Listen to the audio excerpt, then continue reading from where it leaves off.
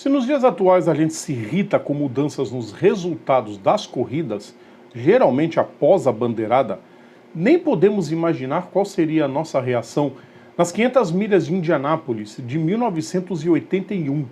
A disputa entre Mario Andretti e Bob Unser pela honra da conquista durou 3 meses, se arrastou nos tribunais e deixou cicatrizes para sempre. Foi a terceira conquista de Unser, cuja morte completou ontem 2 anos. E a edição mais controversa da história da prova, que lembraremos hoje. Quinta-feira, 4 de maio de 2023 e, com novo nome, esta é a edição de hoje da Lembrança de Quinta.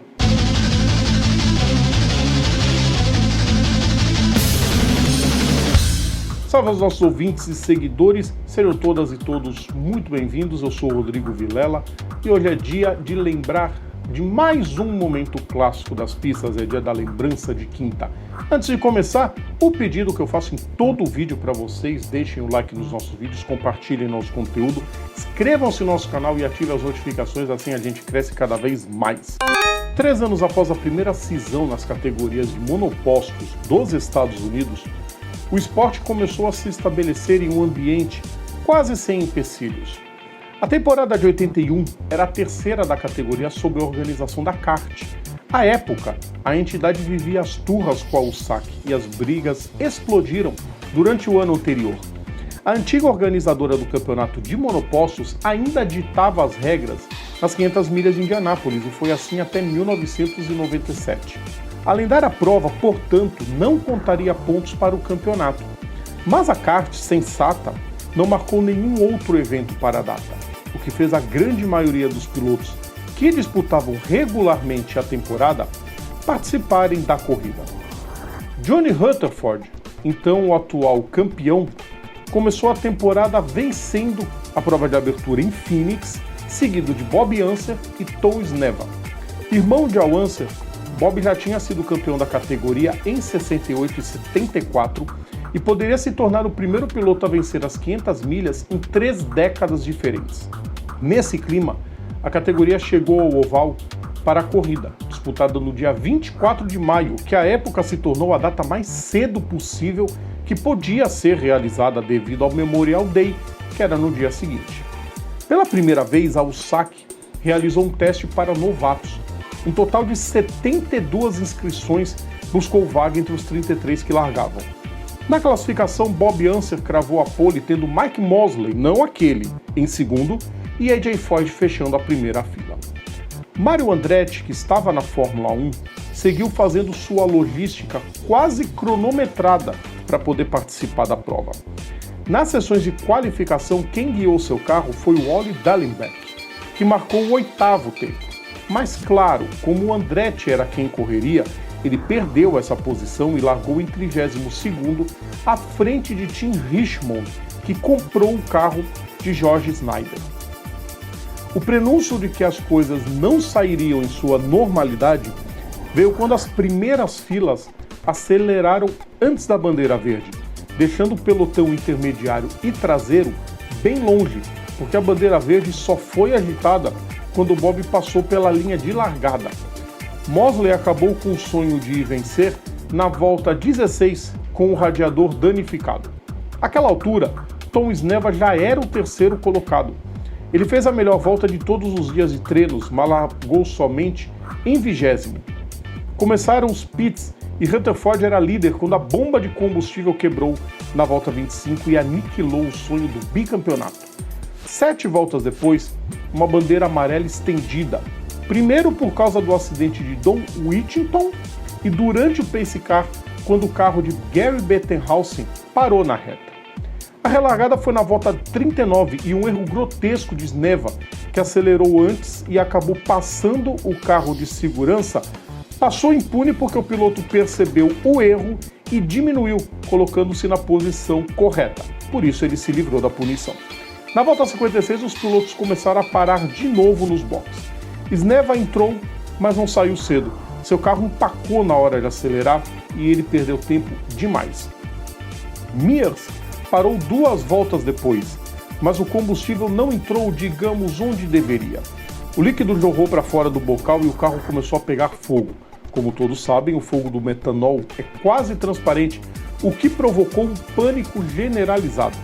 Mecânicos e espectadores próximos buscavam fugir das chamas, enquanto Mears saiu correndo para a parede do fosso, quase sendo asfixiado, em busca de pegar o primeiro extintor para jogar contra si. Quem acabou o salvando foi o seu pai, Bill, que viu a cena e saiu em disparada ao encontro do filho. Para a sorte do piloto e dos mecânicos, o metanol esquenta muito menos que a gasolina, então todos tiveram apenas ferimentos leves. Um dos mecânicos, inclusive, era Derrick Walker, que mais tarde se tornaria chefe de equipe da Penske e teria seu próprio time na kart, com bastante sucesso. Mears teve que se submeter a uma cirurgia plástica, especialmente no nariz, e perderia a etapa seguinte, em Milwaukee. 5 voltas depois, Danny Onguet foi aos boxes, mas sua parada demorou uma eternidade. Raivoso e disposto a recuperar terreno, acabou escapando na curva 3 quando tentava uma ultrapassagem já sem condições de fazê-la em segurança. Ele tentou corrigir e o carro chicoteou de encontro ao muro. Para sua sorte, a batida não foi em 90 graus, mas Onguet ficou inconsciente dentro do carro, que estava com a frente completamente arrancada.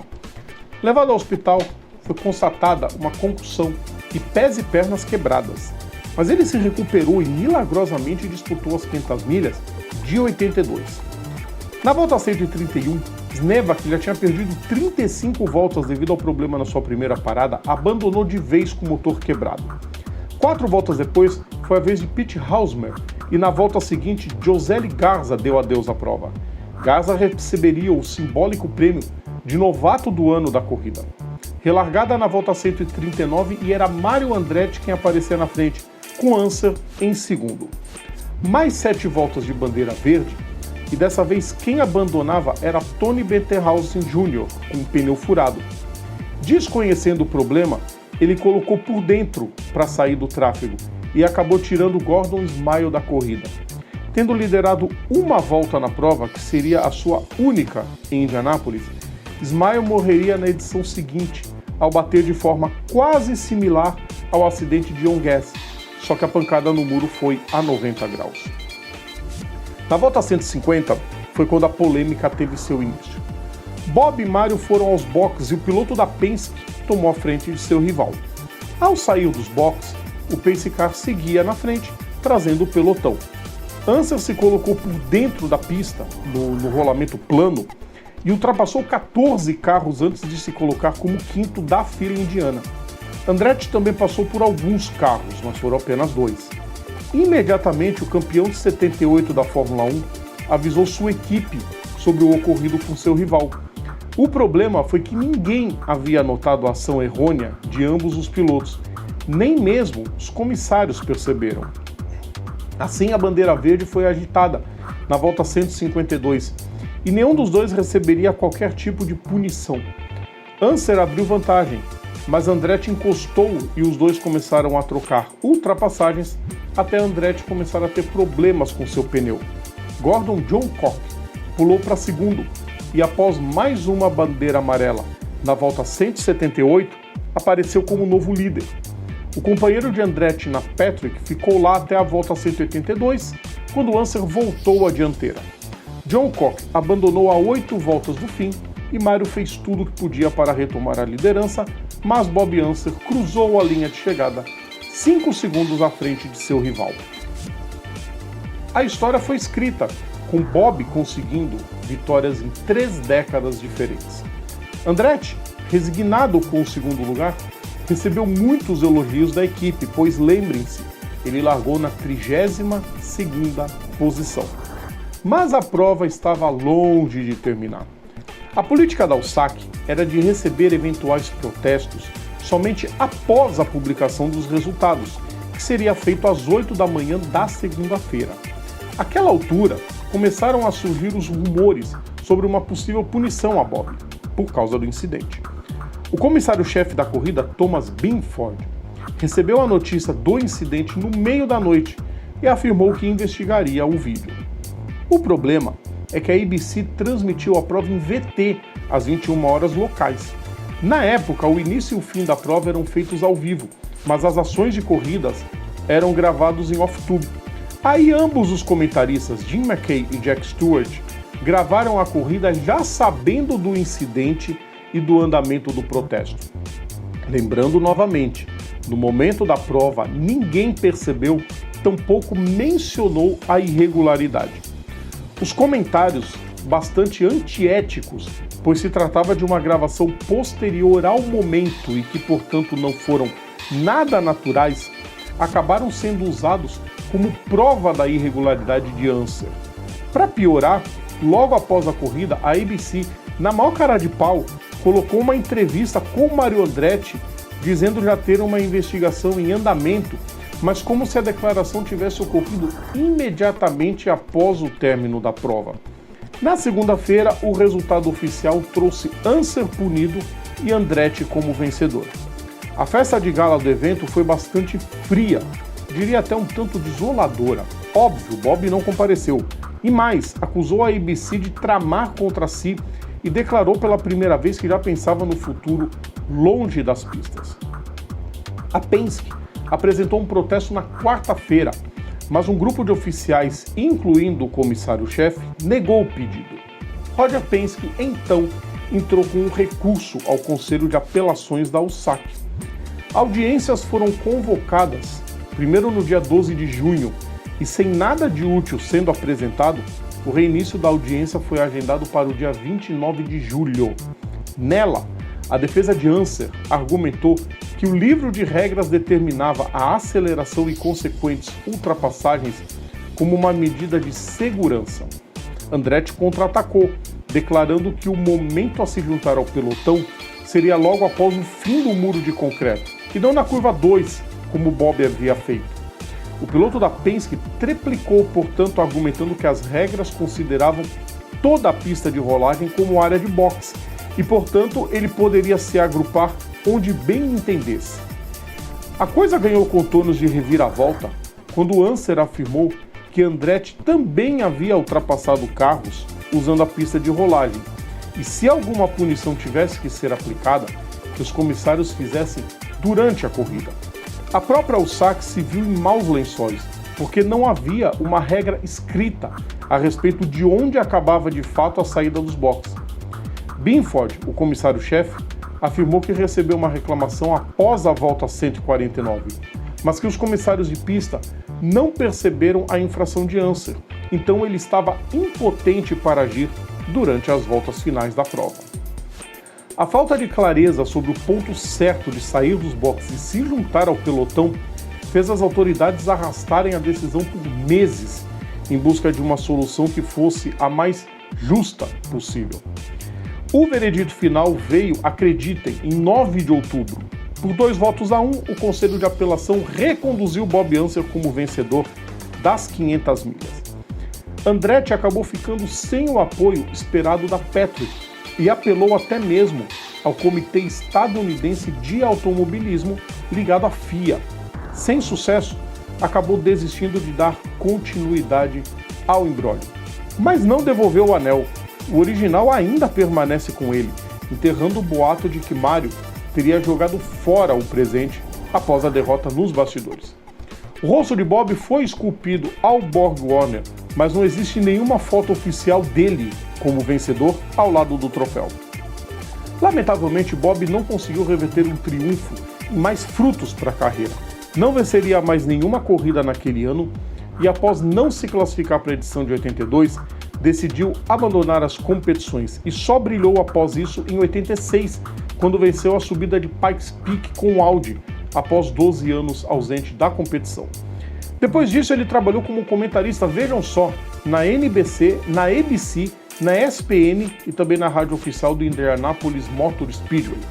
Nas cabines, presenciou o título do irmão Al em 85 e a quarta vitória dele nas 500 milhas em 87, além das conquistas nas 500 milhas e nos campeonatos de seu sobrinho, Al Unser Jr.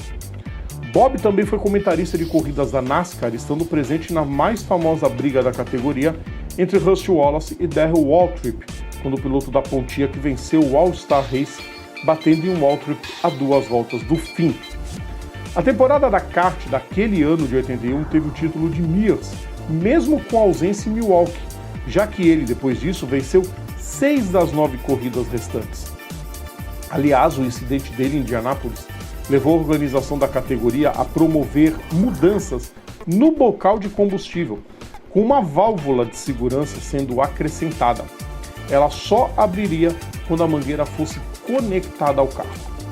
Mário Andretti fez em 81 a sua última temporada completa na Fórmula 1 e rumou para kart de vez, um ano na Patrick e depois na Newman Haas, onde conquistou o título da temporada de 84 e correu por lá até 94, quando decidiu também encerrar sua carreira em tempo integral.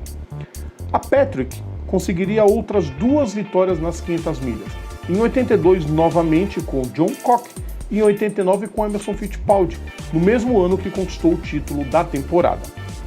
Em 90, sua estrutura original foi incorporada pela Ganassi.